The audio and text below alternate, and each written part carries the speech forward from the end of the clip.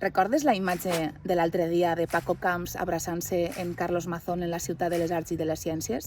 A mi no se me'n va del cap. I crec que inclús Paco li va dir, no?, allò de fes un Camps, Carlos, fes un Camps. Quédate amb l'escó, quédate amb la immunitat judicial i dimitís del càrrec de president. I és que només un poca vergonya li pot dir a un altre això. Però és que la història del Partit Popular ja marca una tendència. De 5 presidents que hem tingut del Partit Popular, 2 han sigut jutjats per corrupció i els altres 2 han dimitit.